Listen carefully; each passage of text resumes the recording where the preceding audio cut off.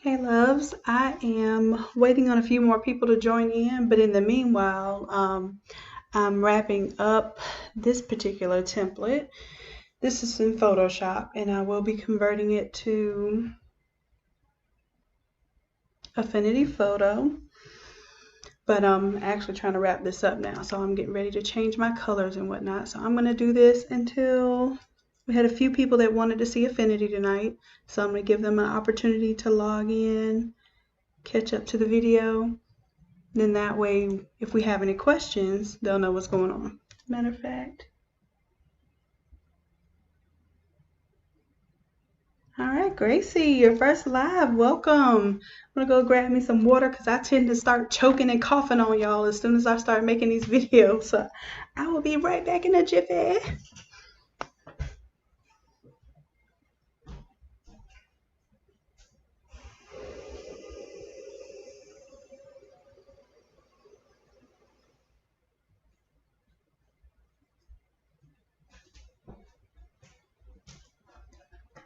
All right, all right.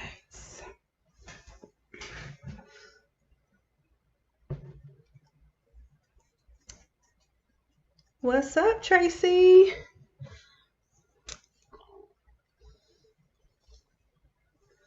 And Tracy, thank you. I saw your purchases today. Thank you, thank you, thank you so much for your support. I appreciate you, and I hope you have fun with those files.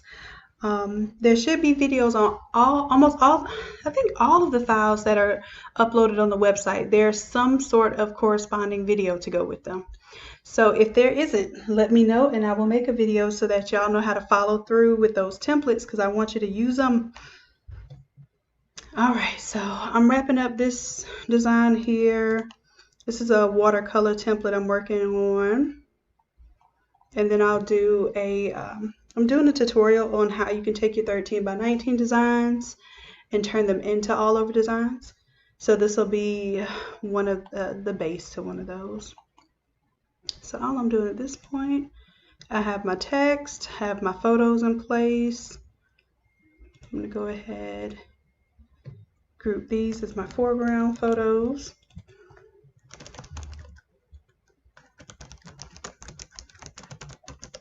I have my watermark background photos in black and whites.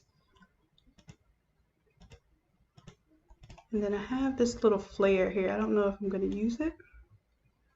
I think I like it.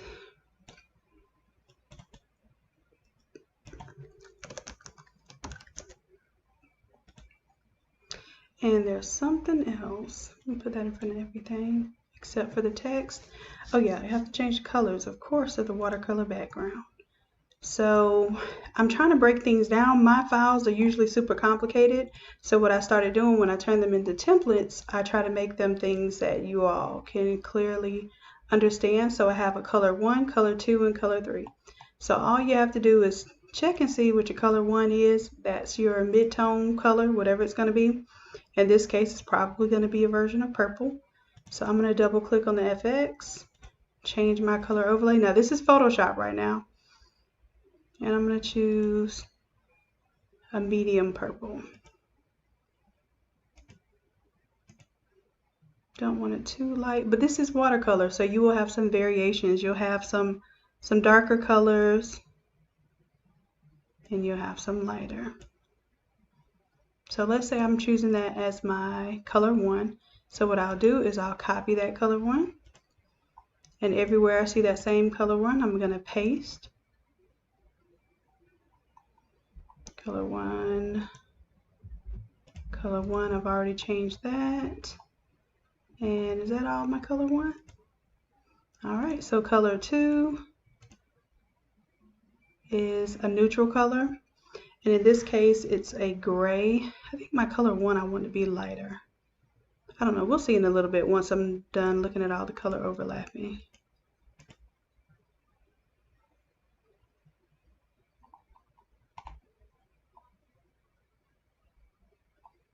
Yeah, I think I want color one a little bit lighter.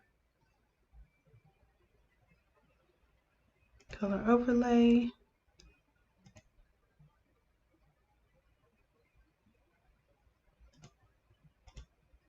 Let's copy that layer style and paste it where our other color one location is. And I think I will feel better. Yeah, I feel a little bit better about that. And there is some color 3. So color 3 is a darker version of the main color. So that's the one where I'm going to choose the darker purple. So it had the darker teal. Now I'm going to choose a darker purple. So let's use the, anytime you hover over your design space, it automatically turns into a color picker. And I'm just trying to pick my dark purple. And they're naturally going to be washed out a little bit, so I am intentionally choosing a darker purple. That's going to be my color 3, so I'm going to copy that layer style anywhere that I see color 3. I'm going to paste that layer style. And there was another color 3 bottom. There we go. And see how my watercolor look is really coming together? Now, right now, I have grays as my neutral.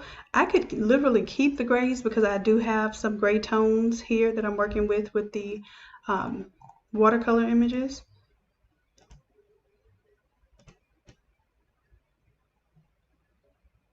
And I can play with the opacity there too.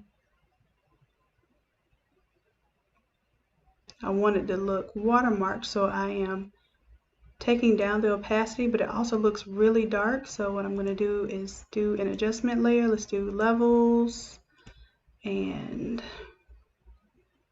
I'm going to brighten it up just a little bit.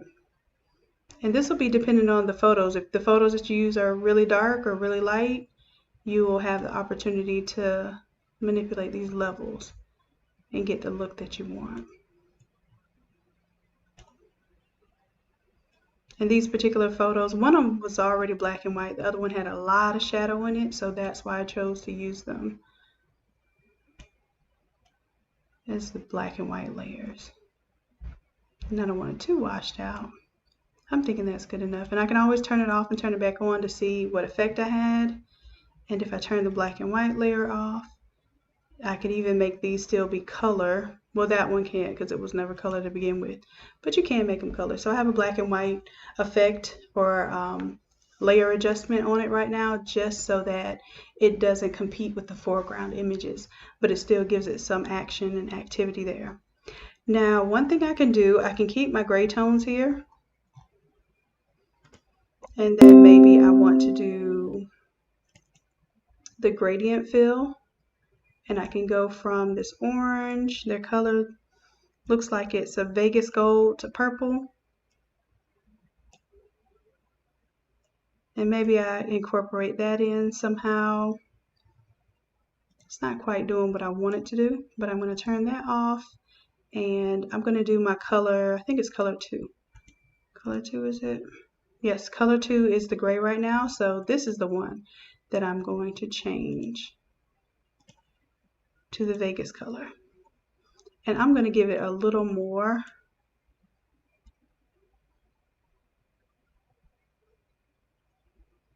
Just a little more color.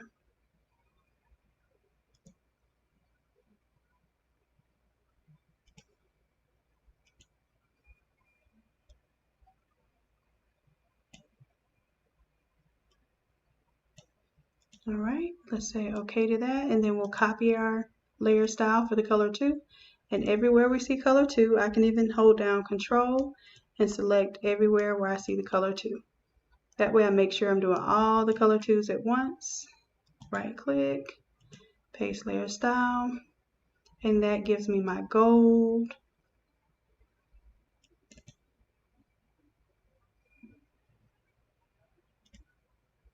And I can be happy with that. That looks good. feel like I am missing a little gold from down here to the bottom, so maybe I will take what's hanging off the board. Because you will rarely have anything down here anyway. That's why I don't even want to focus on that.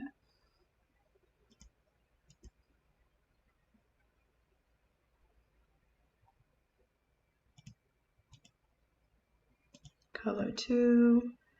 Let's bring a version of color 2 down here.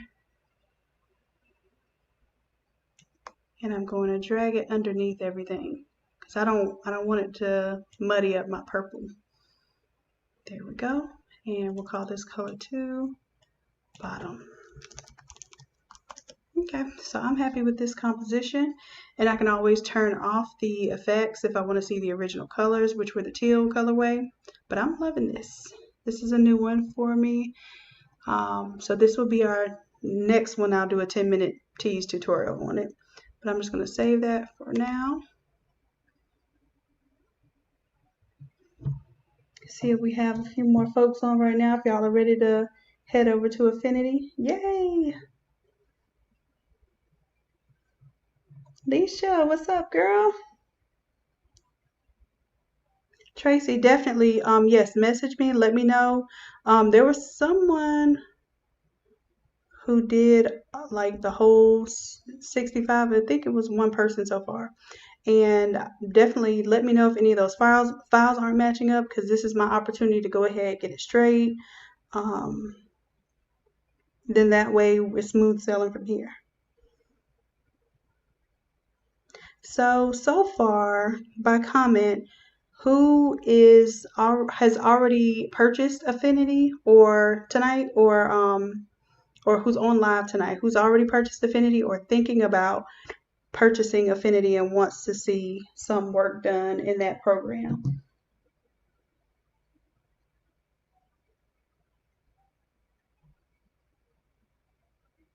All right, Affinty, gotcha. So that's what we're going to do right now. If you don't know already, I don't automatically make the templates in Affinty. What I do is I make them in Photoshop because that's the most requested format, and then I will convert them over to Affinty. So what I'm going to start doing is when I do my Affinty conversions, I'm going to start showing you all those videos, so at least you get to see me work in Affinty some, because that's really the only time I work in the program. I'm going to see if the computer will handle me opening Affinty on top of my Photoshop, because basically what I have to do is I have to look at all my effects and my fonts and everything in Photoshop and redo them in Affinty. So it does give you some opportunity to see how things work. And if you have questions while you're on my live, I can take your live questions and show you some tricks of the trade. Okay, so we have some people, definitely have some folks that have Affinty. Now my go-to is still Photoshop. That's just my preference. It's what I've been using since 1999, and it is the industry standard. However, I will tell you that Affinty definitely is giving Photoshop a run for its money, a run for your money, because the program is a one-time fee of $50. Right now, they have a special where you can get it for, they say for three months, just a trial, or you can buy it for $25 now.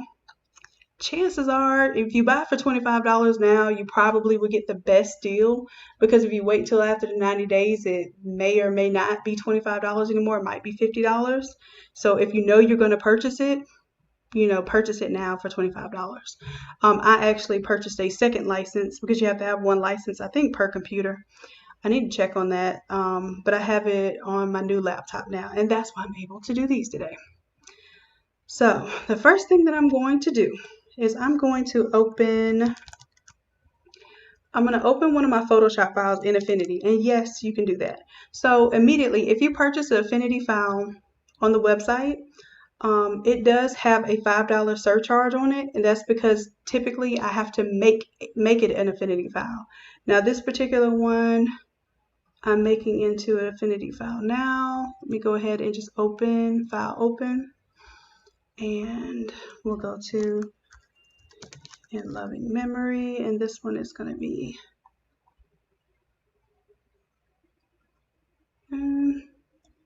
And is it in? Oh, sorted by date. I need it sorted by name. I sort it by date when I'm trying to see my more recent files. There we go. So let's see what it converted and what it did not convert. Okay, so when I do all of these effects, those are the things it doesn't convert. Oh, wonderful. We're going to see if we can make this work. Okay, so I'm going to show you what it's supposed to look like in Photoshop. So y'all pray for my computer that is going to make it through having both of these. This is what it looks like in Photoshop. So you can see how it applies the colors to the layers. I have my text here. Let me go ahead and close this one out so it won't be making it. Oh, that's not the one I was supposed to close out. This one. And that's the one I want to open. Okay.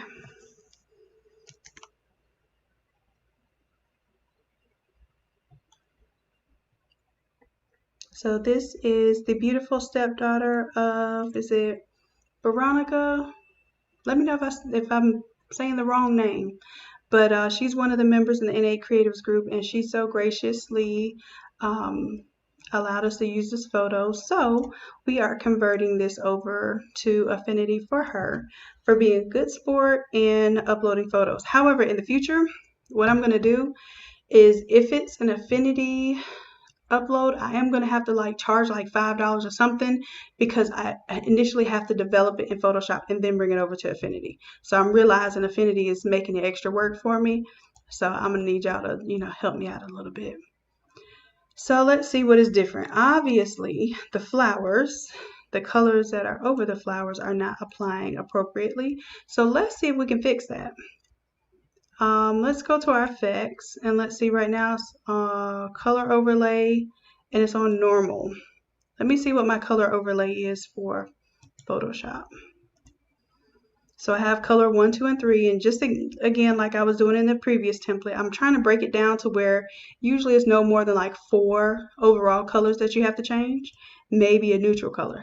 So color 1, the blend mode is color. Now let's see if it doesn't have a blend mode of color, or maybe it does and it just doesn't translate the same. It has a blend mode of color, so why didn't it translate? So that's easy. That's an easy fix. So I'm going to go through color 1, 2, and 3, and as you can see, I just took a paintbrush and painted over the areas that I wanted to recolor for that flower, and then I put it on the color overlay. So what that does is it reads the values of the colors underneath. Basically, it turns everything into a gray tone, and then it applies the color as if you were recoloring it all over again. So we're going to do color, and there we have it. So now we're able to change these colors. If we did a color overlay, let's say we wanted to make this pink instead of purple, or red instead of purple, we would be able to do that at this point because we'd be changing color 1, 2, and 3, and I'm going to show you that in just a second. So let's try to change that to a red color.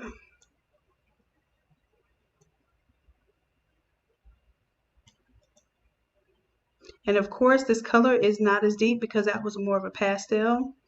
So we could even try changing the blend modes here to get a different effect. Now, if I were wanting to really make it red, you see I can do different blend modes. I can put it on linear light here and really get the red. If I'm not getting a color that I want, then I would do my, does it have multiply here? It's overlay. And I'm going to show you why overlay. The red overlay is changing because the flower underneath is a different color, and I'm going to show you that in just a second. Let me take that off. You'll see that the color underneath is pink. So if I wanted to, I could increase my levels. The increase or decrease the levels makes it more or less pastel, more intense. You can play with those levels. You can also do let's do a layer. Let's do an adjustment layer and let's make it black and white. Where's our black and white? See, white balance.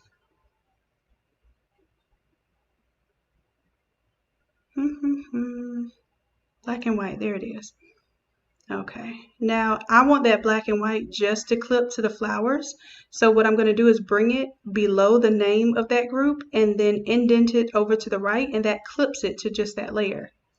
So now I have that in there. I can put the, oh, let me put it up with the garland group. And then that way I can put the color above the black and white. It snapped it to that group, didn't want to do that. Make sure that it's not clipping inside, like it's indenting. That means it's going to clip just to that color. I want it to go for the entire group. And then that way, when I choose my features here, it's making it black and white first. Or should be. But it's not.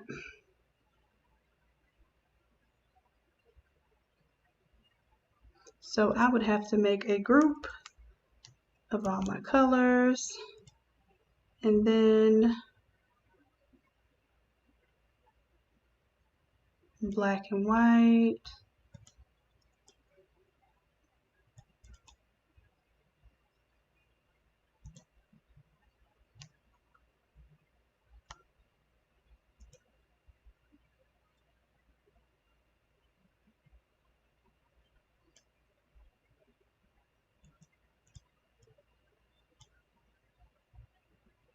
My color one should be red now.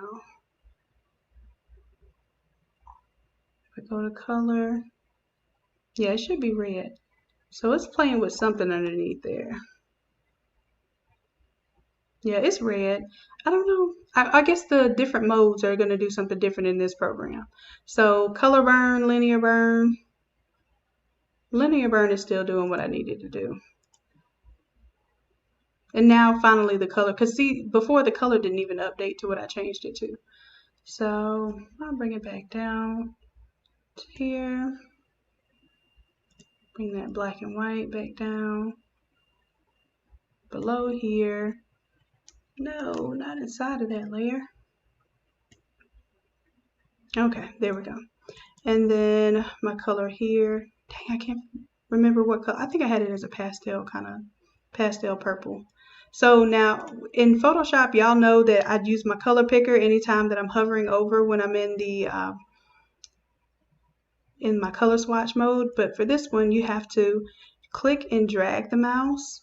And once you're over a color that you want, let's say I want that light purple right there, I let go. It becomes that color in this little circle right here, but I have to click that circle in order to make that color apply. And in this case, before we had the color on, and now it looks the same. So that works. All right, so we had the same thing going on with the clouds in the background. And let's see why it's saying something isn't working. We had this gradient fill, and I'm not certain as to why it's not saying it's working.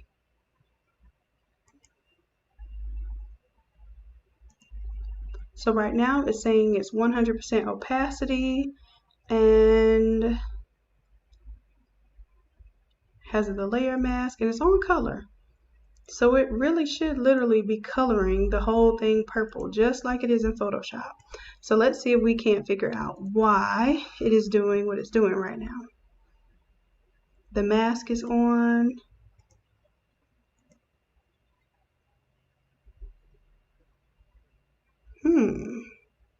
This is interesting.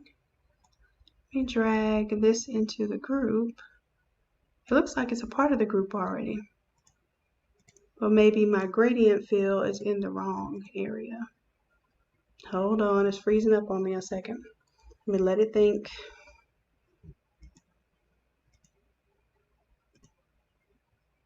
Because that's the entire group. Let me see if I can ungroup it. There we go, we ungrouped it. But now where have all my elements gone?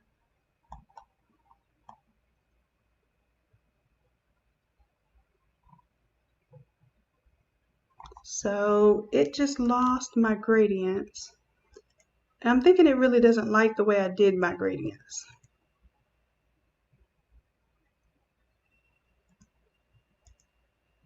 because it will not let me separate these now. So I'll take my mask. I can't even move my mask, or maybe I can. Nope.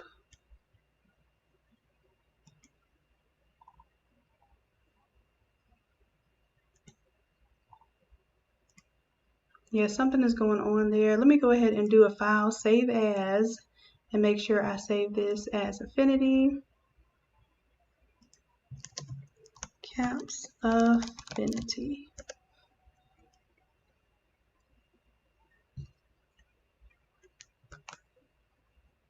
And I'm going to undo a few steps back.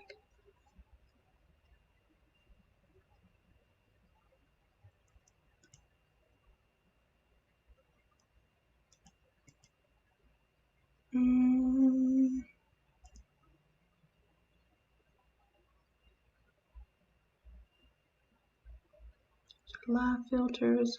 Where is history? I'm going to go ahead and put history up here at layers because I like to have a long list that I can go back.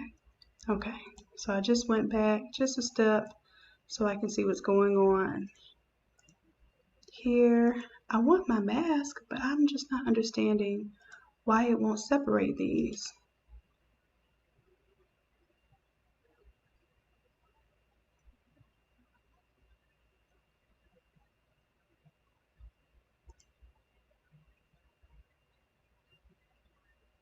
Okay, well, it just rasterized it all and it did not take my gradients at all. I'm thinking it has a conflict with the Photoshop gradients. And I could understand that because the way you do gradients in this program is a bit different. So let me show you how to do that. What I didn't want to do though, I'm going to go back because I did not want to permanently mask that because I want you to be able to go back and play with this layer. So let me see. I can pull this one above everything so I can save it, preserve it. And this group is just looking real funky.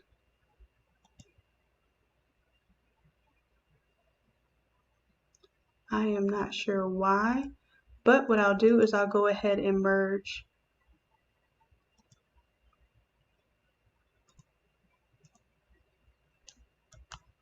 So I'm trying to merge this group. Let's see. I need something visible though.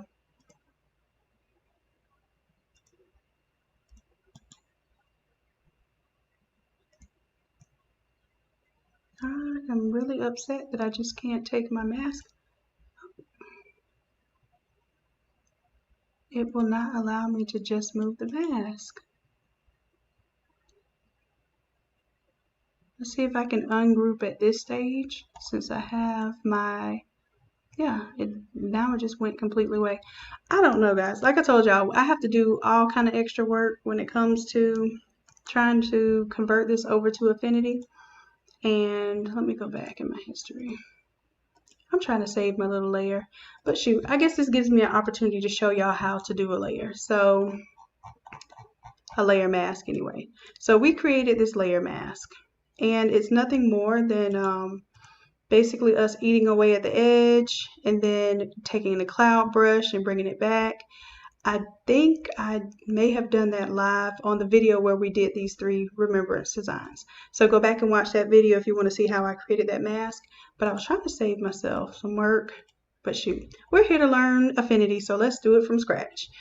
So this file is probably going to be a little bit different from the Photoshop file because we're making our own mask. So let's do, on this layer, we're going to go ahead and create a layer mask. And you see it turned white just like in Photoshop, so it made everything visible.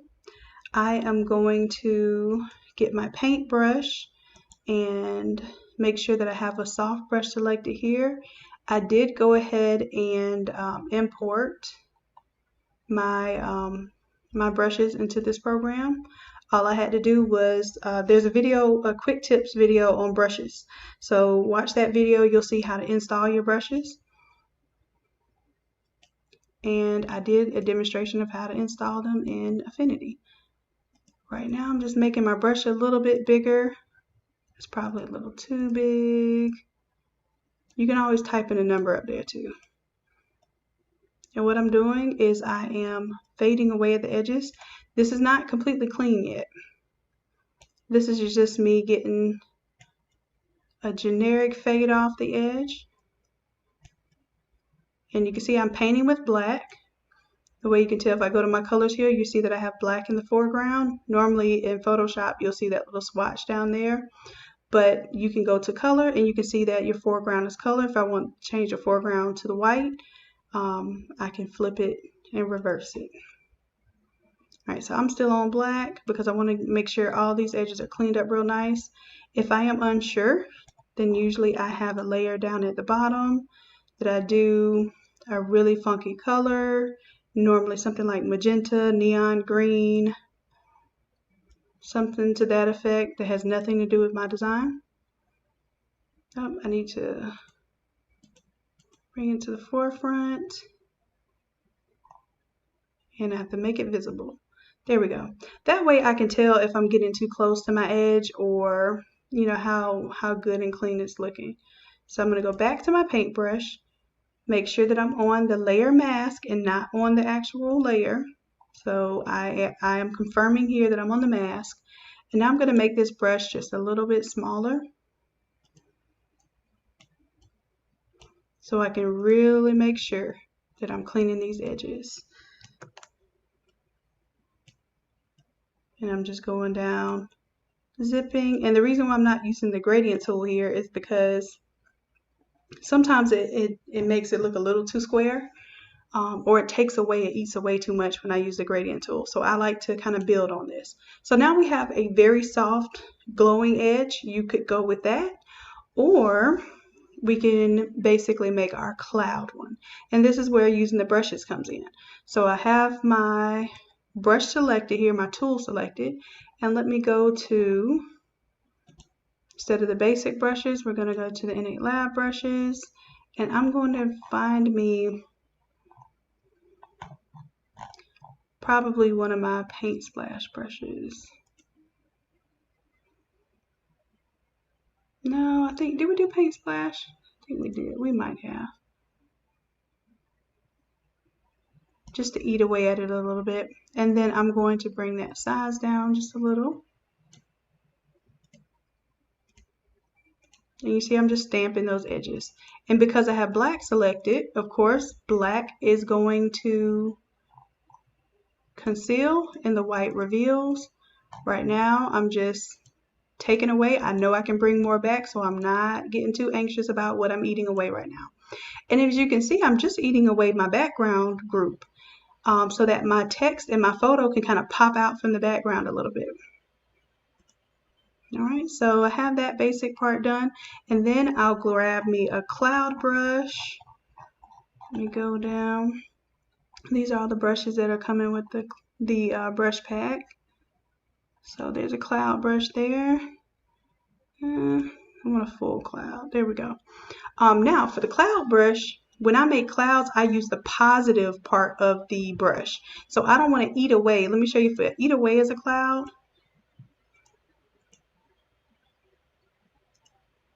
And this one is not really doing much. If anything, it's just barely taking anything away. Let me find me a new cloud. I want me a thick cloud. That's a splash. Can I view my brushes bigger in here? Rename, delete, nope. I want to change my view of the brushes. Can I do that? New image brush, no. Now these are my brush options here, which is important as well, but we're probably not going to get into that today.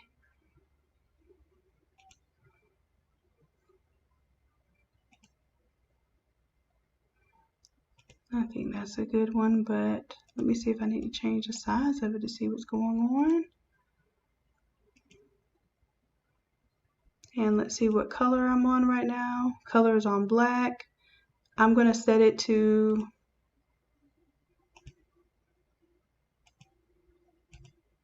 I guess it doesn't give me a default mode. In Photoshop, you can automatically set it to black and white, but we know how to do that. Let's drag it all the way to white, close, and then the back one. We can drag it all the way to black, close, and then that way now I have my default swatches. All right, I have white selected as the forefront, and let me get my cloud bigger.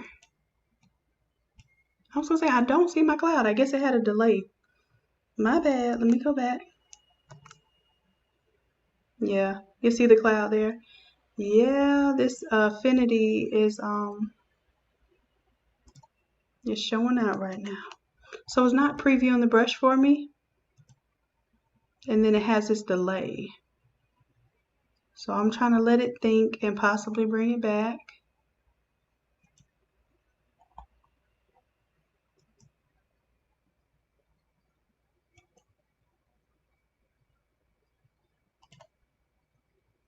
Now that cloud is really tiny right there. I don't know if you can see it. There it goes. It just caught up with me. So now that I have white selected, white is going to reveal. So you'll see when I click right there on the edge, it revealed that part of the image. Same thing there. And Photoshop doesn't really preview what the image does when you have a brush. Apparently Affinity does. And that might be why it's, really so laggy right now while I'm using the brushes, because it's trying to show me how it was trying to preview how it affects that mask, but it's taking a really long time to generate some data here. Okay. And this cloud is a variable cloud. You can see it's changing size and kind of rotating it. So I have to be aware and not get too close to my edges. So I'm strategically placing, excuse me, strategically placing these clouds right now. There we go. You see how it's building back out that edge? So now it looks puffier at the edge instead of looking eaten away.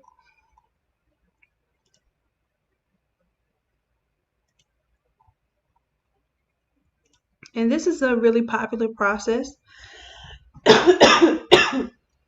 excuse me, that you might use to create your own mask. I just did a whole video on that. The video where we just posted, where you break down from the full size image down to the 13 by 19, so the full bleed or the all over prints down to 13 by 19. Watch that video and I'll show you how on 3 or 4 different occasions how you basically make your own mask, break it down from a really big image, and then that way you learn how to not have square or rectangular images. So that looks good to me.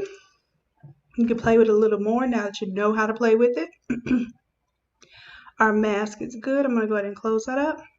Now I bet our text didn't do what I wanted it to do. Yes, so another thing Affinity does is it never translates my text. It treats it as a pixel layer. So what I do is I take the pixel layer that I'm working on at the moment. I come over here to my styles and I tell it that I want to add the style from the selection. That way when I scroll all the way down here, I see that in my in loving at least save that style, and then I have to retype it. So, and you see it's not exactly the same. It really isn't, because Affinity doesn't have all the levels of effects that Photoshop has yet.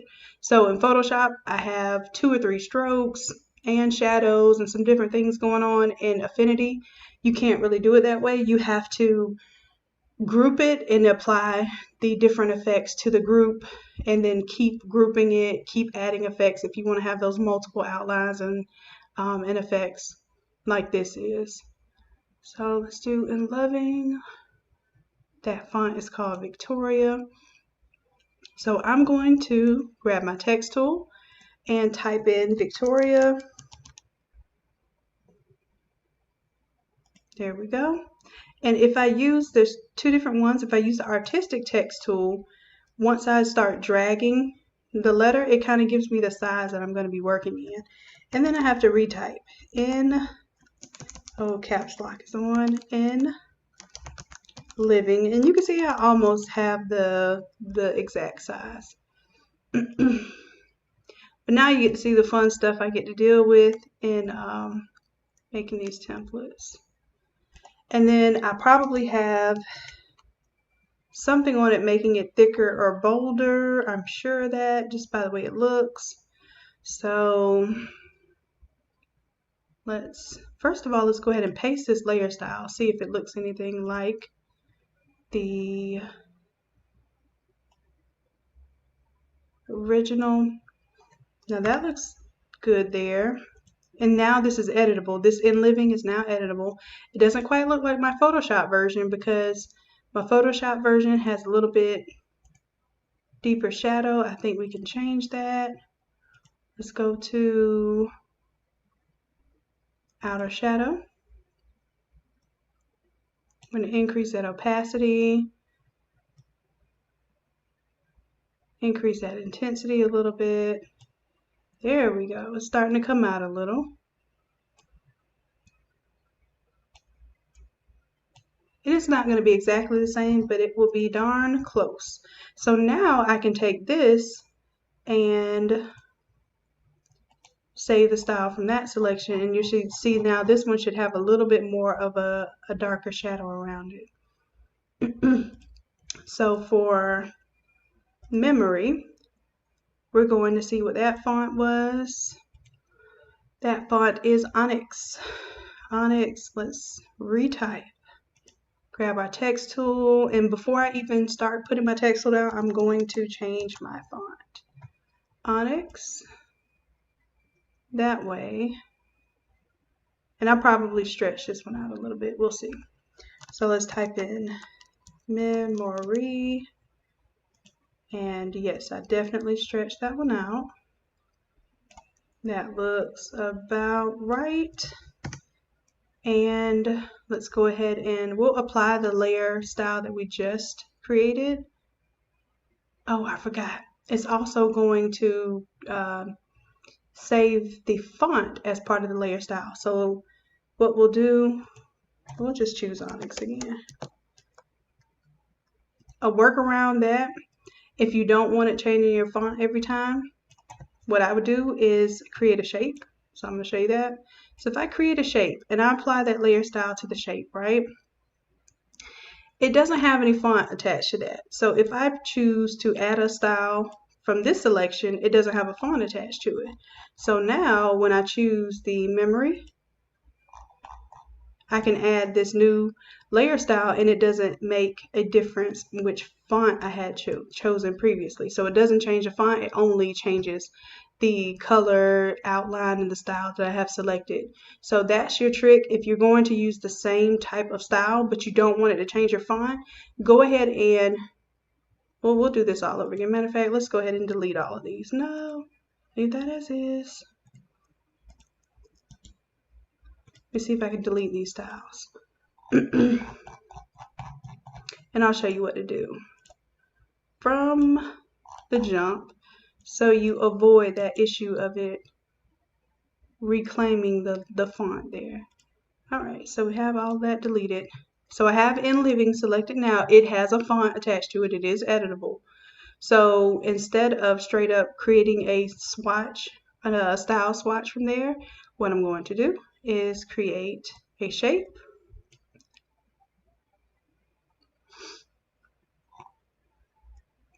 I will first, so I do have to do this first. So I'll select the font, create a layer style. So I'll add a layer, add a style from selection. In Photoshop, we always say that we're going to copy the layer style and then we'll paste the layer style. This is a little different. I'm selecting my shape now and I'm going to apply that layer style. And then what I'll do, I'm going to delete this layer style because it has font data attached to it. And now I'm going to create a new swatch. Add a style from the selection, and this one is font free. And the reason why I know is because if I click on memory and I choose that layer style, it doesn't change the font now. And now I can get rid of these swatches.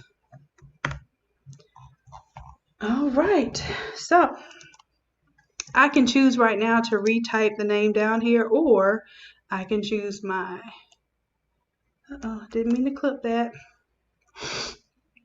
Let me get rid of that memory. So my in living and memory. Now I'm going to, can I alt? Yes, I can, just like in Photoshop, you alt and you have your mouse dragging it down, it just created a copy. So I'm going to pull this copy down here so I can retype.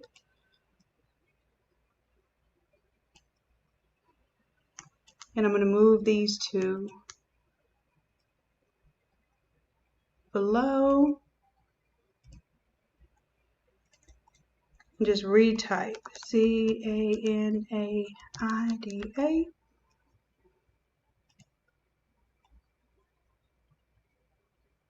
And then the memory will change to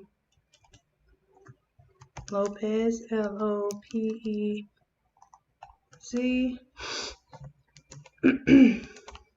Then I can resize and place these as I need. So Lopez right there. Zenaida, or is it Zenaida? Zenaida, go here. And then I can go ahead and delete the pixel version that did not translate from Photoshop. When they get that fixed, I'll tell you what, if they were to fix that one feature right there, I would have every last, well, not every last, because the other thing it doesn't do the smart filters and the smart objects the same way Photoshop does. So between those two issues, the text not converting all of my effects and the smart filters not working, like when I do the metallic filters and all of that for the photos, I have to figure out a whole nother method to doing it in Affinity. So much so that I probably won't do those unless someone really pays for it first, and then I'll convert those. But it's a lot of work. So this one is almost done. The only thing I have to do now is the gradient to the background, and I think we did we do a gradient? Let's check Photoshop. Flowers are there. Yes, we did a purple gradient. Then this one had different colors to match the other kind of Easter colors. So let's see if I can do the same thing here. My blend mode is on color. It shouldn't be that hard to do it. Let's do a gradient tool. And I think this one kind of defaults. And I want to say I had my gradient going at an angle here. So what I can do to change these colors, each of these ends, this is not like Photoshop. So each of these ends has a different color. And I believe I can go over to my color, select just that one swatch, and I can change that color. So this one is white. I'm going to go ahead and select my lighter purple. And this one is gray. I'm going to go ahead and select a darker purple. I'll use my dropper here, select a dark purple, and to apply it, I have to click it. Don't forget that part. And it doesn't look quite right just yet. As a matter of fact, let me add a little more red to that purple because it's a little blue.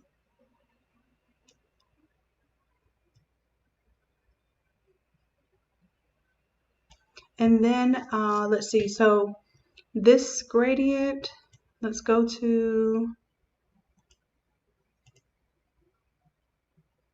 oh no, did it color? Oops. I think when I did my gradient, let me go back. So I should have not colored over my image. So I need a new layer. Let's do a new layer. This program is going to be called adding a pixel layer. In Photoshop, it's just called new layer. So let's do a new pixel layer. And then let's create our gradient here. And let's modify the colors of the gradient. We'll click on the top one. We'll select that dark purple. And the bottom one, we'll grab this light purple. Apply it by clicking on the circle. There we have it. And now we want to clip it to this layer that we have the mask on. So I'm going to bring it below it and indent it to the right. And now you see it's clipped inside of that layer mask. Now we're going to change the blend mode here. Instead of normal, we're going to change it to color. And now we get pretty much the same effect we had in the Photoshop file. I'm happy with that. Matter of fact, I might even be happier with this mask versus the other. Every time I create a mask, it looks totally different. It's like artwork all over again. All right, let's see. Do I want to change this gradient? I think I do.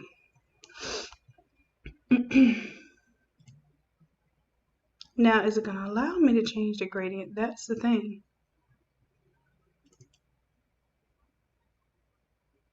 Gradient on.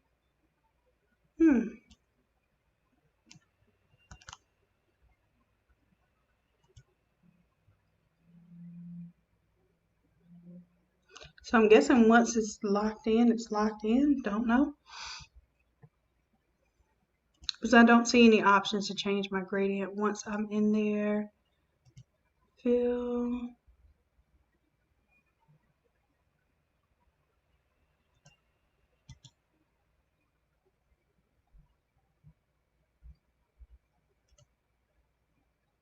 I guess that's it.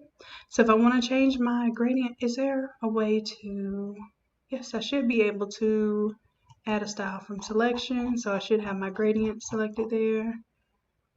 But did it really do it?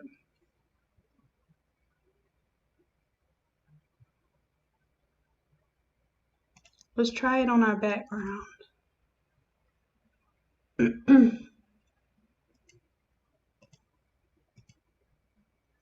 No, it didn't do anything there.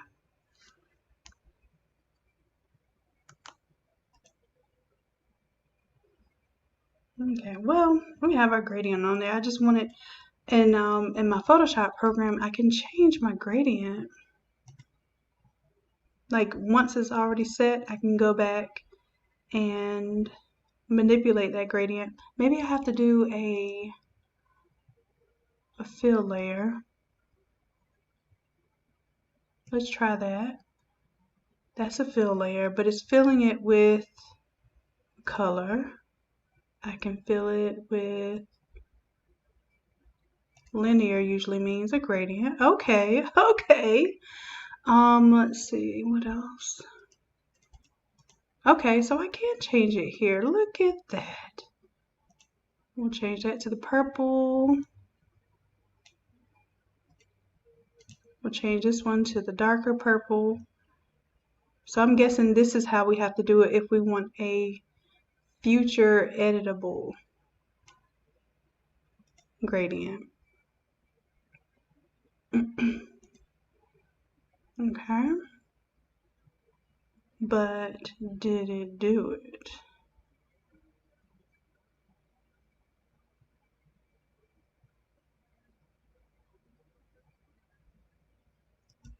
And I want to reverse that one.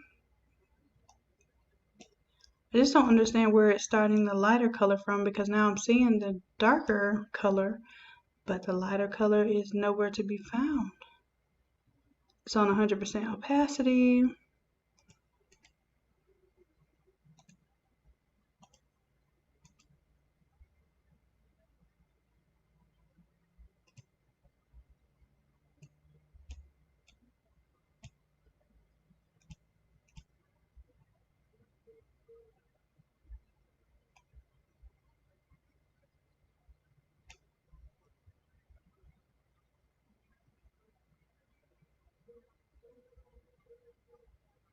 It's just really weird because it's not really applying like I want it to.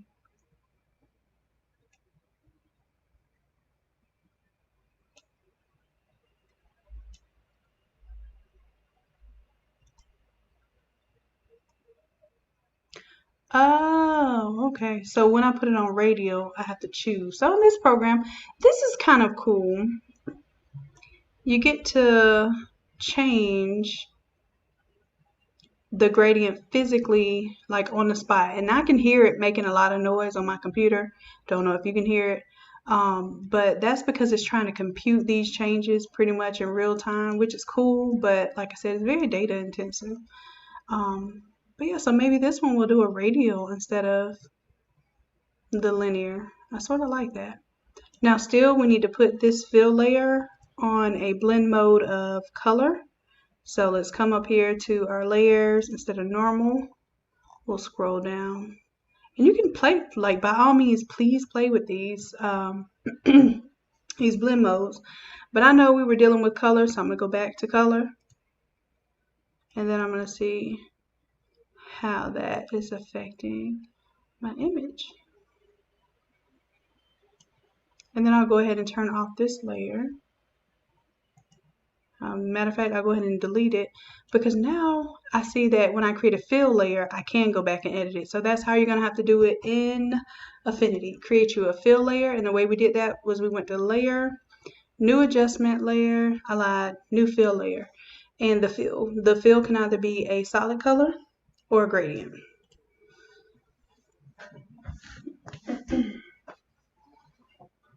All right, so that template is done. I think that's Miss Veronica. I think so. Let's see if she's here with us tonight.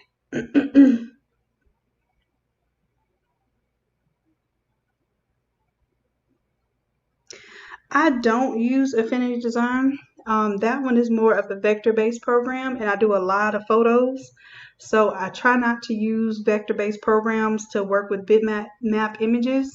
It's not really the favorite of those type of programs. Those programs like to work in vector, which is your SVGs and your EPS files. When you start throwing in too many photos, you see I do a lot of photo effects.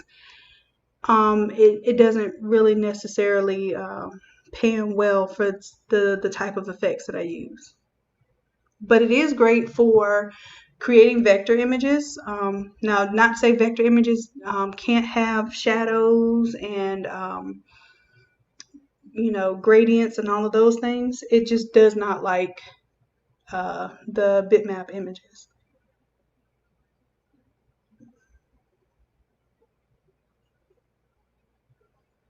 All right, so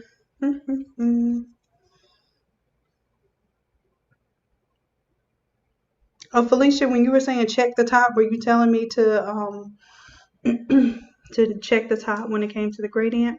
Because I just see that. All right, so yeah, I was right. I did. Felicia confirms it. You cannot install it on another device. Once you pay that little $25 or that $50, whatever device is on is on. So it has a unique license key, which, I mean, that's understandable because you're not paying nearly as much as you'd be paying for Photoshop.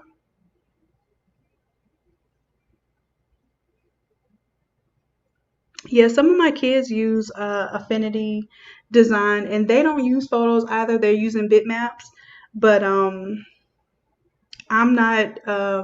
Even the brushes, like the brushes for Affinity Photo and the ones I use for Photoshop, will not work in Designer. They have to be vector brushes. So I don't really play in it like that. I doubt I will, just because it's already, you see, it's already taken me out of my element to go, between these two programs. But these two programs are probably about 80% compatible, Photoshop and Affinity Photo. So it doesn't take me a huge learning curve. Like, I only open up Affinity when I'm creating a template for you guys. So the fact that I can open it my first time and pretty much navigate it is, speaks to the similarities between that and Photoshop. So let me go ahead and save. And I think Veronica, yeah, Veronica's here with us tonight. So remind me, love, after we get done with tonight's session, to email you this file because it is Affinity ready now. Woohoo! All right, so let's see. What else do we have to do in Affinity? Go ahead and close that one out.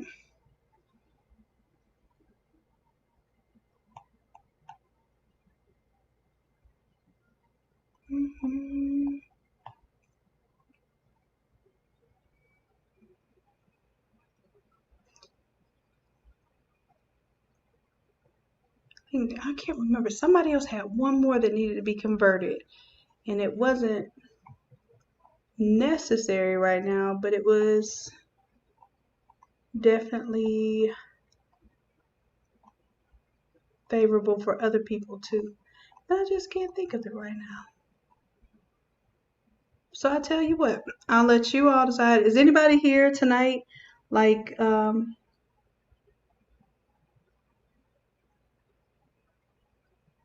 hey D, we just did that whole template that we just did is now an Affinity template. So it will work in Affinity completely and wholly. All you have to do is download any fonts that I may have had. Um, hmm. Was anyone else looking to purchase an Affinity file that needed to be converted? Because I'm trying to see, I don't think anybody's purchased Affinity files yet on the new website. So let me double check though before I have to stick my foot in my mouth. And I'm going to log in and see. I don't think anyone's purchased Affinity files yet.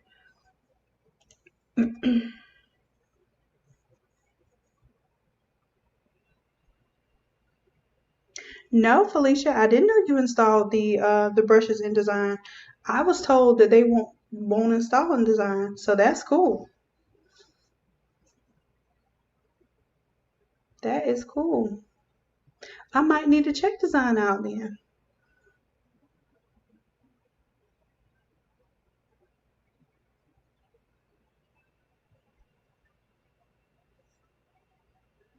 Because from my understanding, and I only use Illustrator when I have to do my vectors, so or when I need to make cut files. So I use Illustrator and Photoshop, and they are not one and the same at all by any means. I can bring bitmap images into Illustrator, but it really has a big attitude, and it doesn't like it. Especially PNGs. It does not like things with transparent backgrounds.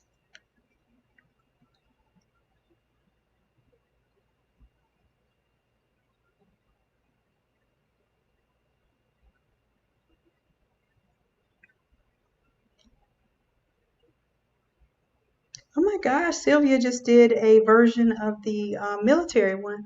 And I don't know if Sylvia's here with us tonight, but she uploaded her father on there. It looks so good. Awesome, awesome job. You guys, when I see you guys do it, I know you don't think you're doing a lot, but these files are sometimes intimidating. Just Photoshop in general can be intimidating. So the fact that you get these ornate files and you'll go in there, know how to click something and change something out, and it looks like a whole new design. And you may not think you're doing a lot just because you might be changing out a photo and retyping words, but when you go put that on your page and tell somebody you designed that, they're like, "Oh my gosh, that's lovely. Can you do this for me in, all these different capacities?" So definitely, I wish you a lot of luck with that, Sylvia. You did a superb job. As a matter of fact, post it in the group as its own post and tell people that you used this template. You changed out the photo. Let them know how long it took you. Honestly, if that was your first template ever doing, let us know. If it took you an hour to figure out how to use a template, let us know because I need to know how to make these things simpler for you. As a matter of fact, can I? I'm scared. I'm scared to bring it up on the screen right now only because when I tend to pull up all these different programs with the book of the face, oh, let me see if I can pull it up. I'm going to take my chances. If we get separated tonight, that's cool. I will just start another live. Where did she put it? Is it under this one? That's so cool. There she is, Sylvia. Good job, girl. Do you thug thistle? And she just posted that. So I'm gonna let her know if Sylvia's not here with us tonight. I'll let her know we're on live right now. The designer that doesn't like the PNG, Felicia, is Illustrator. Um, it's not meant for huge bitmap files, which when we're designing these all over shirts and these big designs, it can get really intense for Adobe Illustrator. So that's why I was thinking Illustrator and Designer are kind of like the the clone products. So Affinity Photo kind of clones Adobe Photoshop, and Affinity Designer sort of clones Illustrator. without all the capacity. I don't think Designer right now has the capacity that Illustrator does to like do the tracing and all of that, which I'm sure it will be having that soon if it doesn't already have it by now. I'm going to tell her we're on live, showing off your design. All right. That just makes me happy. I love these old photos and stuff. Okay, cool. So, oh, let me tell her also. How do I respond and put her name in there? Sylvia, if I can spell it right.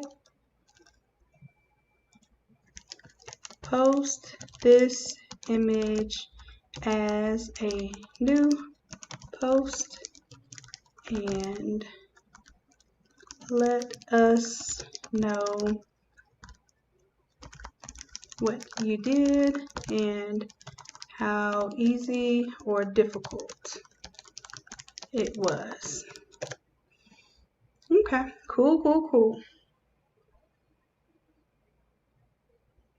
Okay, so the brushes aren't working. So that's what I thought. Illustrator won't even let me import brushes that are not vector brushes. And if you go to, I think Brush Easy,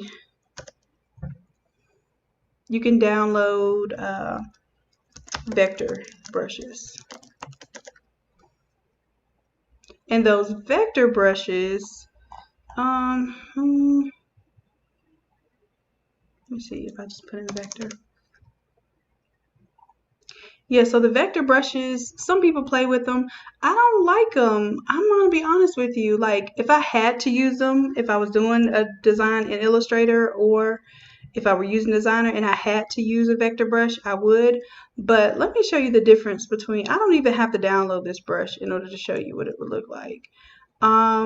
Let's do this. I'm going to save that image, bring it into my Photoshop file, and I'm going to show you the difference right now between a vector brush and your Photoshop brushes. And then you're going to love Photoshop.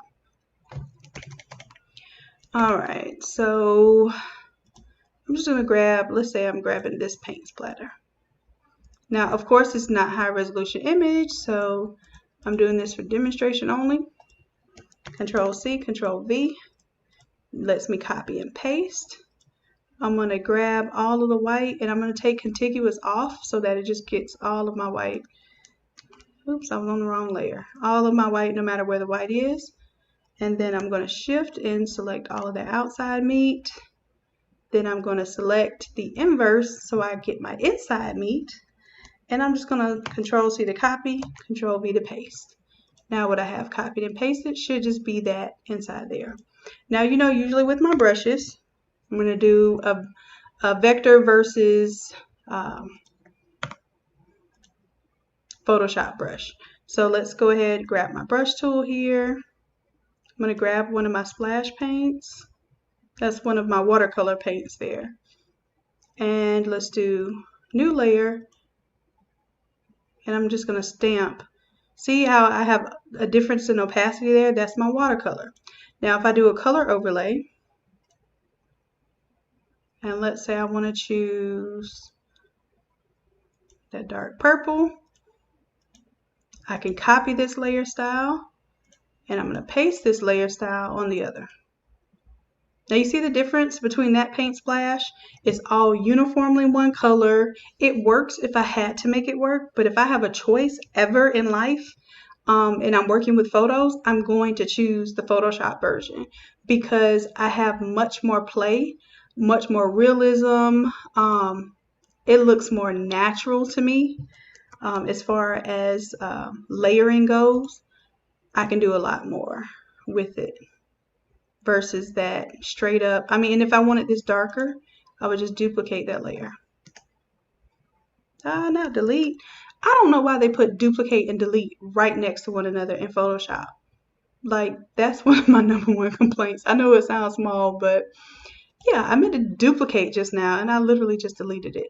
So just by duplicating it, I can basically multiply this image on top of itself until it becomes more opaque in certain areas, but I still have some transparency there. So that's my gripe when it comes to brushes and that sort of thing, and why I do not design in programs like Designer or Illustrator when I'm doing photo work. I do, if I absolutely have to, do these oversized banners um, and backdrops. Sometimes I'll do the backdrop in Illustrator and then I'll bring it in and do my bitmap images in Photoshop, and I'll bring a vector. I bring vectors all the time into Photoshop. Okay, so I'm gonna delete that. We can save that. So good questions. I'm glad y'all are on my live tonight.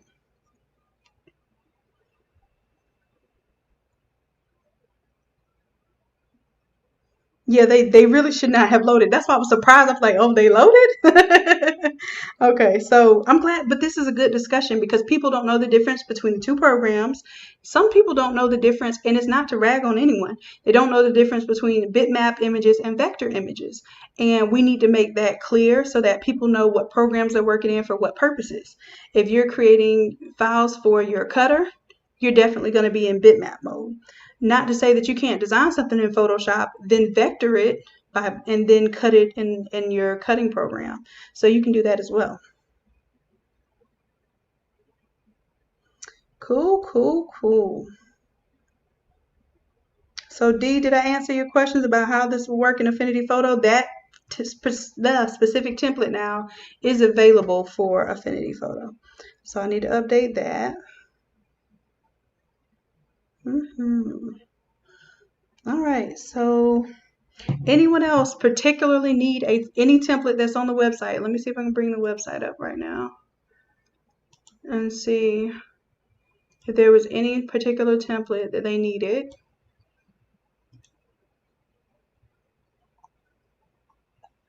Now these ones where like I turn to people metallic and stuff, that has like literally 20 or 30 different layers of live filters that works to create those effects. So I really have to brainstorm, troubleshoot, probably darn near invent something to make that happen for Affinity. But if you purchase it, I will find a way to make it work. Um, and it'll be very challenging, but maybe that'll be worth making a video about because I don't think it exists right now. Let's see. Anything that y'all needed in Affinity specifically right now? I'm just going through some of my files.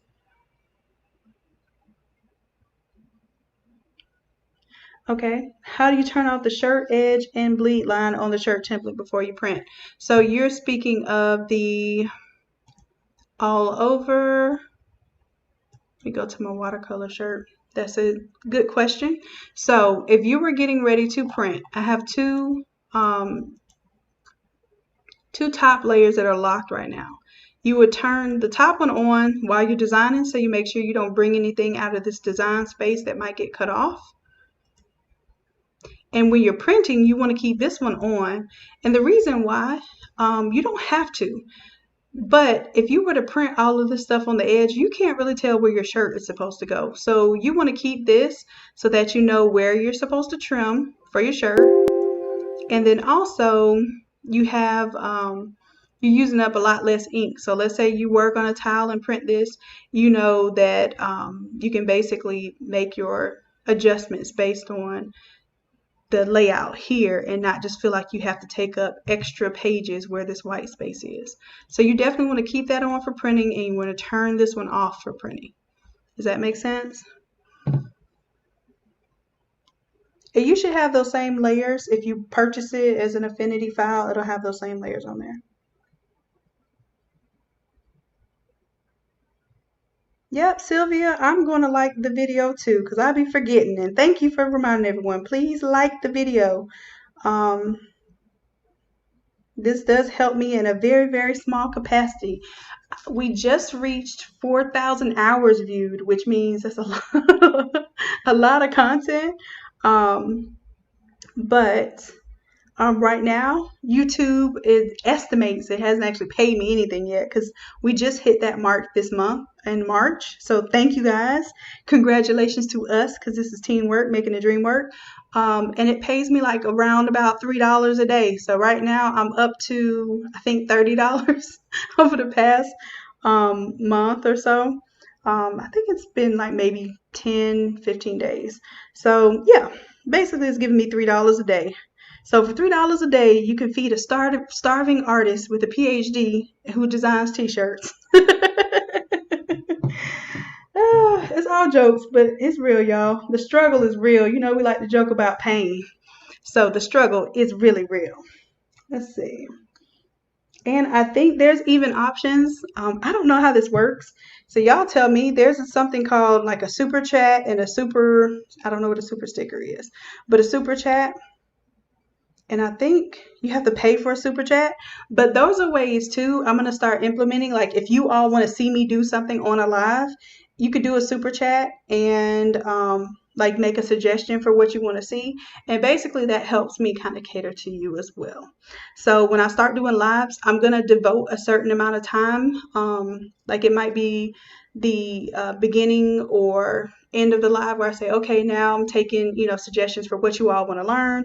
You do a little super chat and then let me know, hey, I want to know how to do this with my brushes, or can you turn this template into an Affinity template? And I'll do it live for you, okay? So I see it now, and let's see, it's at the bottom of, just in case you're wondering where it is.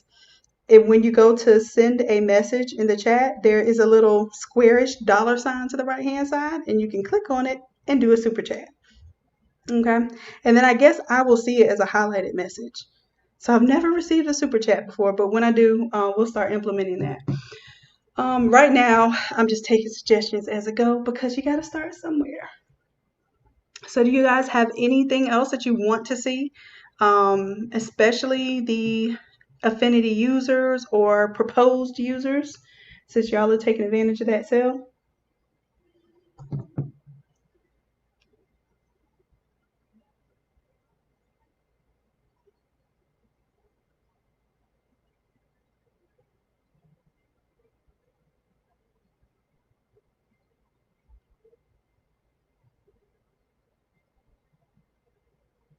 Gotcha. You're welcome. So I think we're done with that one. I'm going to record a video on changing this one out. So I was looking for some content. Let me see. Did y'all give me some content on there? Let me see. I got a few photos that were submitted. I asked for what track and cheer, and I should be getting some cheer images. All right. Did I get some more? Yay! So I got some cheer now. Awesome. Okay, so I think I will be doing that one tonight just to go ahead and get it done. It's going to be a 10-minute tee. Now what a 10-minute tee is it's a template that I have already developed where I'm going to show you how within 10 minutes. Oh no! Sorry y'all. I don't do that. Multitasking is not my strength. That's the reason why I literally have to turn my phone off and turn all devices off sound. I can't even listen to sounds while I'm designing because I just don't do two things at once well. How about this? I will just type your name in. Save image as Angela. And people are sending me images of things that they want to use as inspiration. So you can do that too. That's worth a super chat. Like if you say, hey, I'm going to post, this image. Can you make this tonight?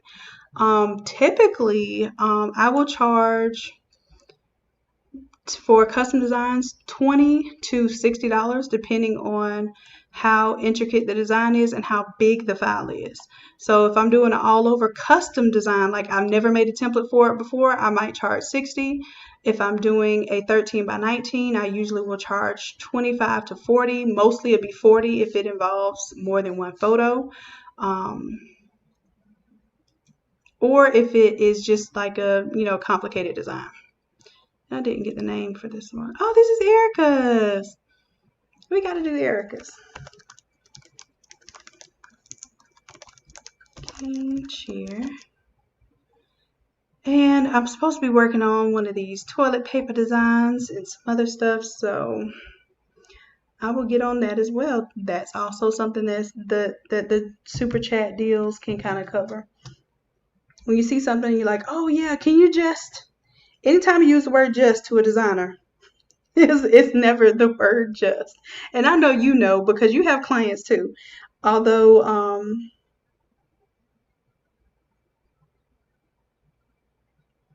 oh, okay, I'm sorry, I was reading something. I told you I can't multitask. But so although you may not think you're designers, you are, and you need to be charging accordingly. So when somebody says, can you just imagine that after that sentence, it's going to be something that you need to charge for because it's never just a just. Oh, pretty baby. All right, so we have one. So y'all came through with the chair photos. Okay, and I didn't even notice it. Come through. Let's see. Do we have another one? We have. Yay! So I have. Did I get one and two? I don't think I got that one. And that is Pam Jamil. Yes. So that'll be Pam Jamil 2. All right, so I have some source images for that. So basically when we wrap up our live tonight, I will record that 10-minute tease template and I will go ahead and do it live. Pew, pew, pew. Oh, I got some more cheer. Okay. I'm gonna tell her that. Well, I think she has good pictures. Oh, that's Color Guard. I didn't think about Color Guard. Good one. Okay, so let me let y'all all out of my inbox and whatnot. And see what else it is that you all want to see and learn tonight. So I'm definitely going to save this one because I need to show them how to change the colorways. And then we'll update this from a track / senior design. We'll switch it over to a cheer design and you'll see how easy that is. And I'll show you how to take and kind of mix and match. So you guys know that you have your 13 by 19 files, right? And then you have your, let me go ahead and pull all that together. Watermark photos. We're going to group that and we'll just call that the images. And then we have the background. So if you have a 13 by 19 image, this is something that I'm recording a different video on as well. I was doing it with my watercolor image. Where are you? Watercolor. Bam. There we go. So that's one of my 13 by 19 images. What did I just do? Oh no, I just changed it to an all over design. It's that simple, guys. I want you to know that the resources that you're purchasing and the tools and that you're using, the resources that you are creating, because you're creating resources every time you make a design, find ways to implement those in a way where, of course, if you ask me, you say, Shannon, can you design this as an all over shirt for me? If you want to pay me, $40 to $60 to do that, absolutely. But I'm trying to show you that you can take some of the all over templates and merge them with your 13 by 19 templates. Like that's the template that's on the site, and change your, change your background accordingly. So I'll have some all over designs, and then I have plenty of 13 by 19 designs, but I want you all to start mixing and matching them. That way you don't feel like you have to purchase an all over file every single time, because these all over files are a lot bigger than your 13 by 19 files, as you can imagine. Let's see, what else could I throw in there?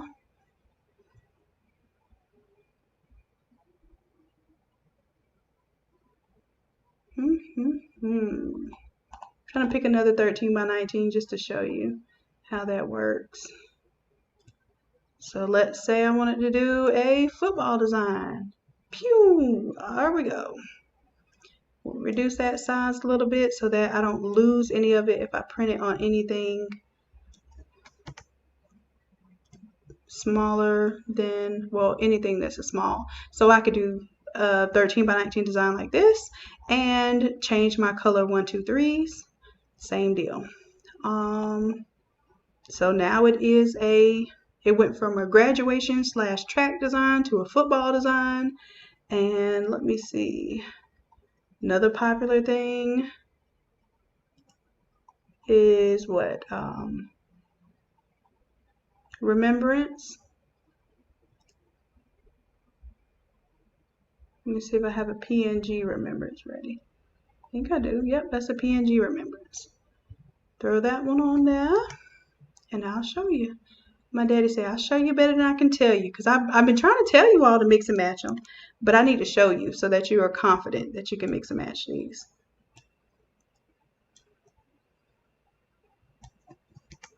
So those are your 13 by 19s, and you just toss them on these all over backgrounds.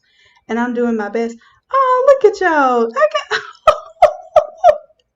I am so humble. I got me a super chat, y'all. Can I comment on it or like it or anything? Nope. I could just report you, remove you. I have to be able to respond to it. Nope, I guess I can't. No.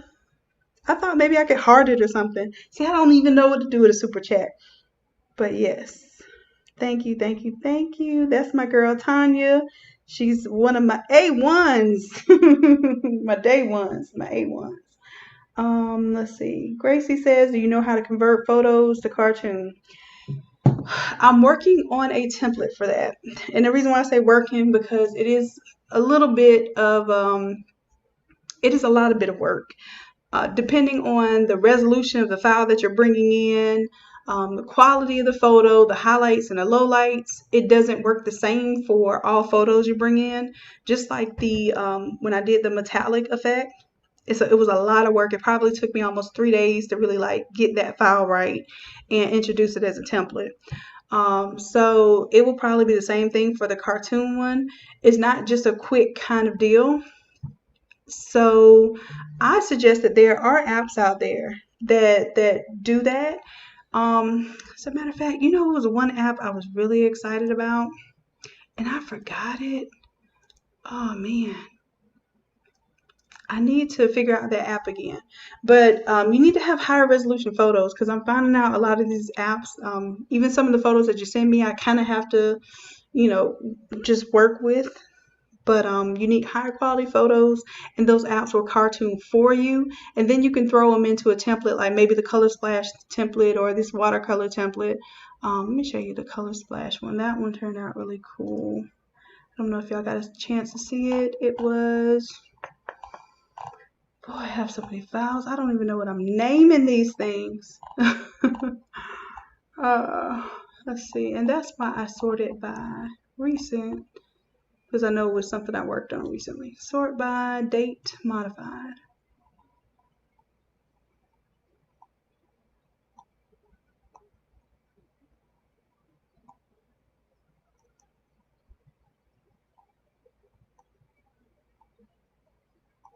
And I'm looking for this one, the all over paint splash.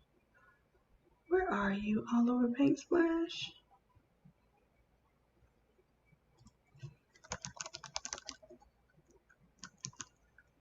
Here we go. Now things might be getting kind of heavy, but these I can convert into Affinity files too. It just takes a little work. So let me make sure I have my Affinity closed out. I'm not doing too much.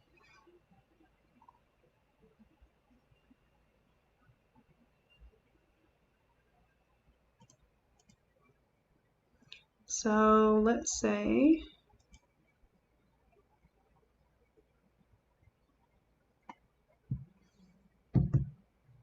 let me go back to our chat here and see. Let's see if we can do that. Let me find what that program was and see if it'll let me do it on the live tonight. It wasn't a program. It is virtually a program.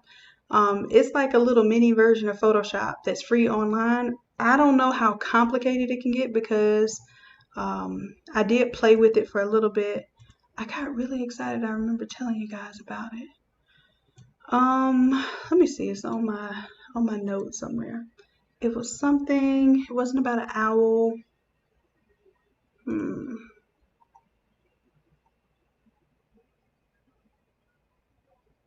I cannot remember what it was. It's on one of my infinite to-do list. Hold on. Luna Pig. I don't know where I got an owl from. Don't know. Let's see. Luna Pig. And it has, let me go ahead and choose a file. Let's see, maybe we'll choose one of our cheer files right now. Why not? Let's see, one of our cheer babies. Let's go to remove BG. I'm going to go ahead and log in, and that way I can cut out the background for higher quality for you guys. And let's do Pam's image and Erica's image. Let's see how it does. Not bad at all, not bad. Okay, so I'm cool with that one. Let's grab that one.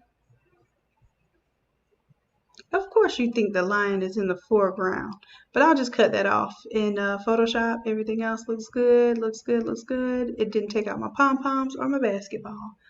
Awesome sauce. Let's throw in our third picture there. And I want to make sure it didn't cut off the bow. It cut off a little bit of the hair that it should not have, but it's not so noticeable. Make sure we have all fingers intact. Good deal. All right, so those were the 3 that I downloaded just now. Then of course I have like a color guard. So let's see.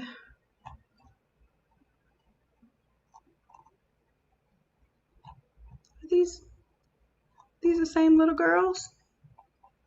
Let's see.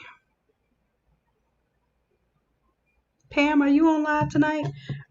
Are these the same girls? I see that it's the same school, but the glasses might be fooling me. It might be giving me the Superman effect.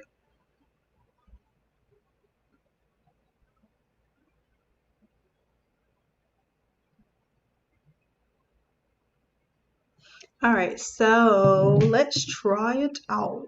Let's go ahead and download this one. I'm excited. I hope that this works out well because I'm trying to show y'all something that I did before, but I had a high resolution image. So we're gonna see. We shall see. Move BG, and while I'm on here, I'm going to go ahead and download all my images that I'm playing with right now, so I have them for later. And Erica, I know you were traveling and stuff. Are you here with us tonight? Yep, Erica's here. Okay, cool. So she'll get to see it done too. So we'll do Erica's image, and then I have one more. Bam, bam.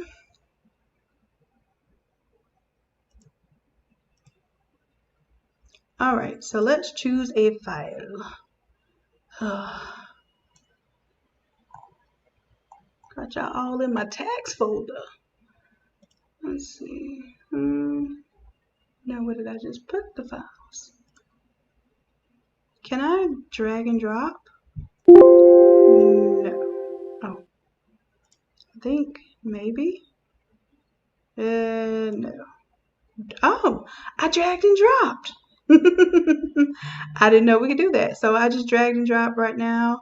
This is changing the transparency. So remember when I told you there are programs, if you really don't know how to use Photoshop and you need to design in like a program like Silhouette or even Paint, this is changing the opacity or the transparency of that image. So when you all wanted to create designs like the one I have in watercolor, and let me turn the image back on and see how I have her kind of locked in at about a 60%, 63% opacity.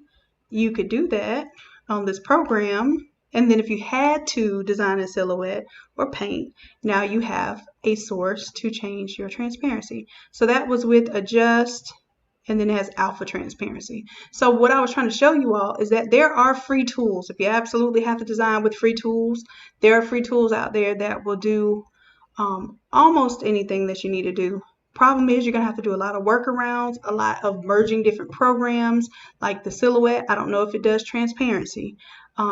Paint, I don't know if you're able to really cut out images that well, and you know, that sort of thing. So you have to work around it. You're gonna pay to play. Either way, you're gonna either pay with time or you're gonna pay with money, and sometimes, most times, both. All right, so I downloaded all my images there. I'm gonna close that out. And what I really wanted to do, I want to make this completely opaque because that's not what I meant to do. But that was something I'm glad popped up because I meant to show you all that. We're going to do, I think it's art. And sketch.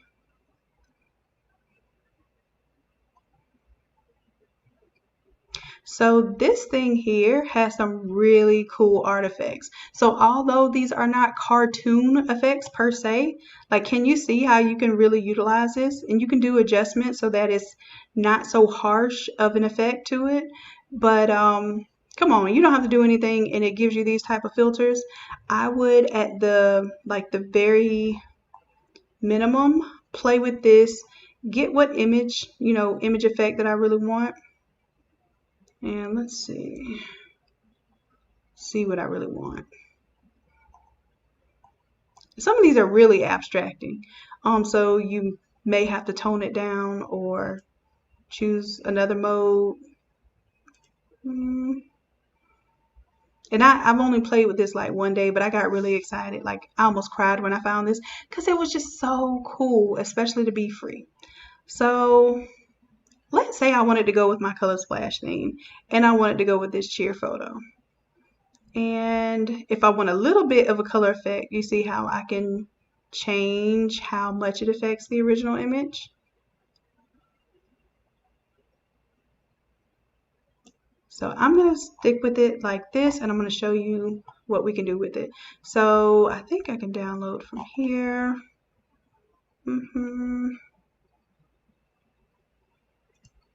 Can save that image.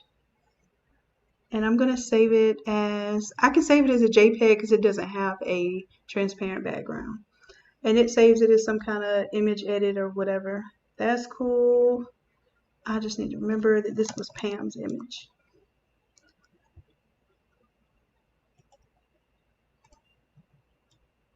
And then I don't remember what the name of that effect was. What was it? Dang,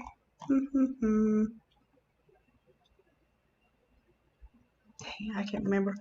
I'll just put colorful. I know that wasn't the name of it, but at least I know that. And let's go back.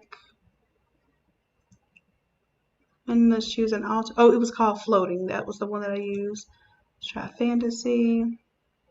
And if you don't like the colors, I can show you how in Photoshop you can manipulate the colors.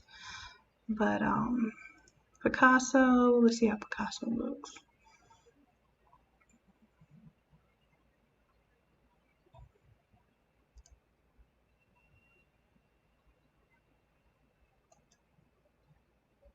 We had a watercolor one.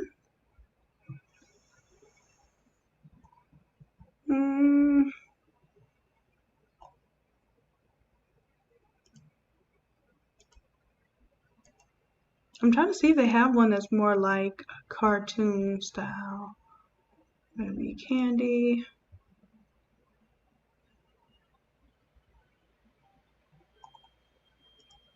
That was a little too intense.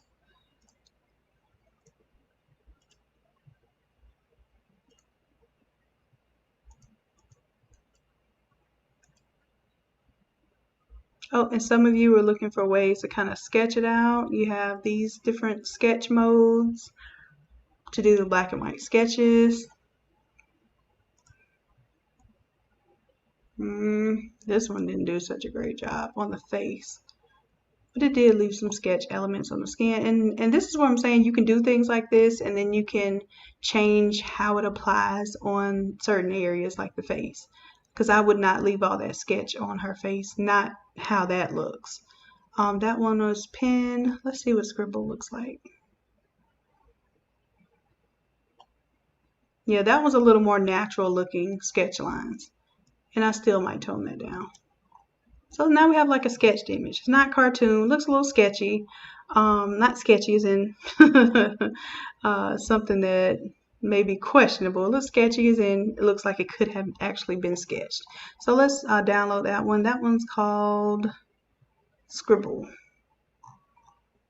So let's do save image, and we'll call this one Scribble.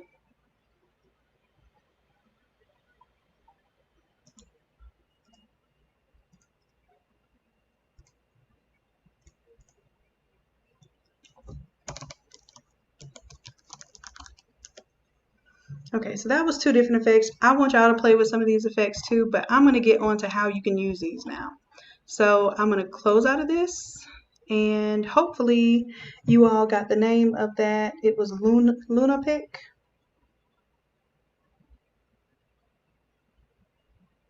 Lunapic. What's it .com?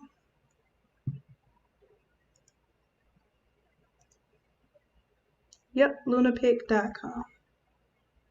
I'm sending that to you all.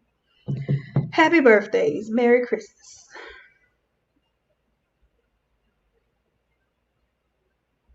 That's going to be something else for you to play with and spend your quarantine time getting creative with. All right, so let's say that I'm going to, oh, you know what I need to do? Turn that off. I'm going to show y'all this real quick, and then I'm going to close out this video and start my 10-minute templates video for the cheer photos. But I want to show you this while I'm here, because this is not going to be a part of the 10-minute template, what I'm doing right now. This is just bonus for you all staying up with me till almost midnight. All right, let's see how we're going to pull it in. We'll bring in 1, 2, and 3. 1, 2, 3. And Control T, pull that up. Now, it is pretty cool that it added these colors to the outside of it. We can use it or not use it, so that will be on us. But I also want to show you that I can always take my original image, place it on top, and bring down the opacity, but you see how it still is giving me more of the original look to it?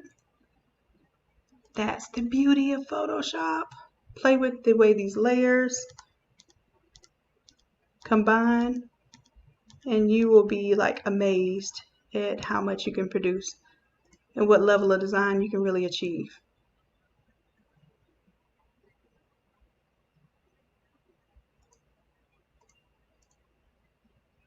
Okay, so let me go ahead and I'm going to link all 3 of these layers. Because I want them to stay together, I don't want to mistakenly move one and mess myself up. So first thing I would do is go ahead and I'm going to choose the magic wand, but I'm going to make sure I have contiguous selected because I want to choose all of the background that's touching right now. And there we go. And I'm going to make sure that I have as much as I want selected. I'm probably going to go in and get this lasso tool here, and I'm going to Alt, select this out here.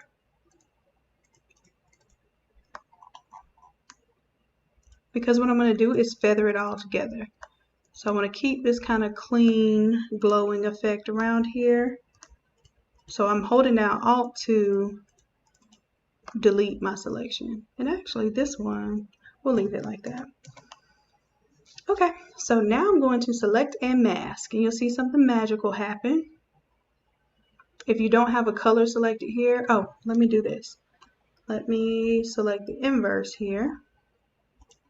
So I'm going to hit invert so I can see what it's going to eat away and what it's going to keep. I'm definitely going to feather this, and I'm going to feather this. I usually don't feather. I'm going to feather this heavy because I see that it has a lot of extraneous information outside of my image. And I'm going to shift the edge inside so that it cuts some of that off. And it's fine because it's nowhere near my actual image area there. I'm going to say OK. And instead of cutting anything off, I'm going to do a non-destructive method of adding a layer mask. Now if I go ahead and turn that one off, you see I have a nice faded off little edge there. I think something like that would go perfect for this paint splash template.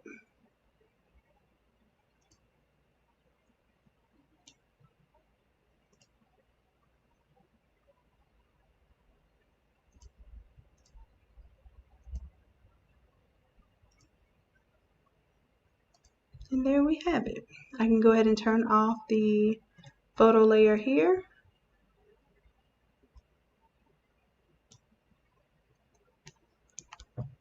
Play with that. And now I basically have a cartoon image. How cool is that? Like, come on, guys. Y'all can't tell me that's not cool. You cannot tell me you're not excited by that. By a free resource that gives you some of these effects here. And you're only getting this because you're staying to the end of a long behind video that wasn't even intended to do this today. So yeah, you could change the words on here. You could add the second photo. So yeah, I think I am going to showcase that as a separate video though. Maybe even with the same little splash template. So yeah, I'll do that. I'll start incorporating some stuff like that. Especially until I get my cartooning filter like really perfected to where I feel comfortable calling it a cartooning filter. But yep, I am really liking that. There's colorway 2, colorway 1, and of course we can always switch up those colors. But yeah, I'm gonna name this part of the file. This was, what did I call it? Lunapic. And it was the art. And I forget, what did we say that artifact was? If you all can remind me what the colorful one was, because I named it something that it was not. I named it colorful and it was something else. I don't know if y'all were taking notes on that one.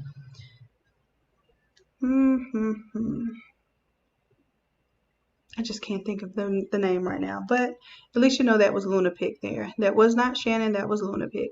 But that's so cute. I love it already. Okay, so that was something that just happened unexpectedly. I'm going to keep that on there and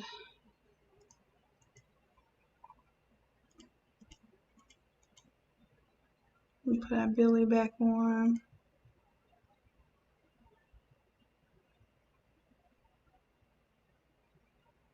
And let's save that one. All right, so this template is already available online, so we're good on that one. Now I'm going to close out, guys. As a matter of fact, it's getting kind of late. It's almost 12. So I guess I will do the other video tomorrow because I'm going to get tired in the middle of my video. I already know it. So I'll be back tomorrow and we'll do the cheer version of the all over shirt. And then I will show you how to take, well, I already showed you how to take the all over designs and make them 13 by 19s, but I'll show you how to take a 13 by 19 and make it into all over as well. That'll be a separate video. Short and sweet. All right, guys, speaking of short and sweet, this one, oh, yeah, we've been on for almost 2 hours now. So y'all are probably tired of me, need your naps. Your husbands are probably looking at y'all crazy right now. Wondering why you're staying up so late staring at the computer. So let me let y'all go and have your lovely evenings tonight. And we'll start fresh tomorrow with some new projects. Don't forget the template or the stimulus sale ends tomorrow at 11:59 p.m. Eastern Standard Time. That allows you to download up to 65 files. You get $1,000 off of 65 files because 65 files should be $1,300. You get $1,000 off, so you only pay $300. Or we have a $100 budget package where you put $200 worth of items in your cart. So that usually is 10 templates. They're $20 a piece, and you use the 100 off now coupon, and you'll get, instead of $200, you're paying $100 for those 10 templates. So 10 templates for $10, or you can get all the templates pretty much you want right now. That code is 1,000 off now. And don't worry, guys, I'll do another stimulus package probably at the middle or end of April for those who don't have an opportunity to really take advantage of this one. I'm really serious about this being a tool that you can use and wanting this to be something that helps you all. So I'll do one more stimulus package probably in April, and then that'll be it, because I can't be affording to give away files for too little. Because we all know it only takes a few people to ruin it by sharing and selling files, and then I'll be in a whole debacle. Usually these aren't the people who are on my lives, because y'all truly support me and know what it takes for me to do this. So I love y'all. I appreciate you all, and I will catch y'all mañana. That's tomorrow, according to my high school Spanish. All right, loves. Good night. I appreciate you and love you all dearly. Have a good one. Stay safe